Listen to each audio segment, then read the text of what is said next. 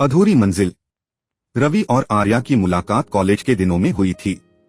दोनों का प्यार एक खूबसूरत सपने जैसा था, हंसी मस्ती और ढेर सारी बातें। कॉलेज खत्म होने के बाद भी वे एक दूसरे के बिना नहीं रह सकते थे।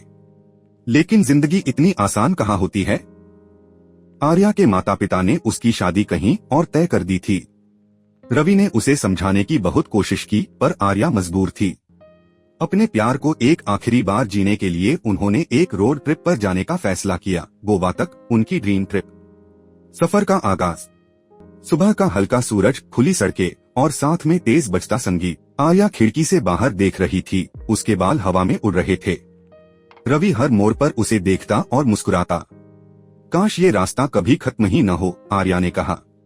अगर मंजिल नहीं होती तो शायद ये सफर भी खास नहीं लगता, रवि ने जवाब दिया। दोनों बीच पर पहुंचे, लहरों के किनारे बैठकर घंटों बातें की।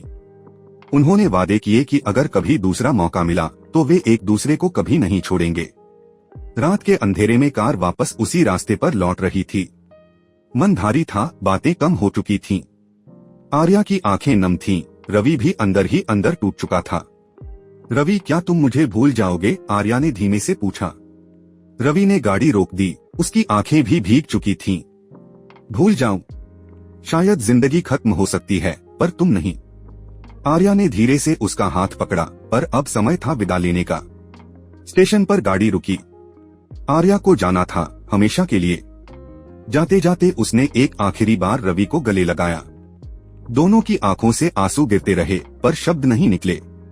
ट्रेन धीरे धीरे चली गई और रवि वहीं खड़ा रह गया, अकेला, अधूरा। कुछ सालों बाद रवि को एक चिट्ठी मिली। आर्या की शादी हो चुकी थी, पर वह खुश नहीं थी।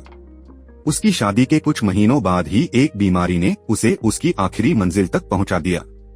रवि, शायद हम साथ नहीं हो सके, पर तुम मेरी सबसे खूबसूरत याद हो। इस जिंदगी में नहीं, पर शायद किसी और जन्म में हम सफर पूरा कर पाएंगे। चिट्ठी पढ़ते पढ़ते रवि की आंखों से आंसू गिरते रहे। वह फिर से उस सड़क पर निकला, उसी रास्ते पर जहां उनकी आखिरी यादें थीं।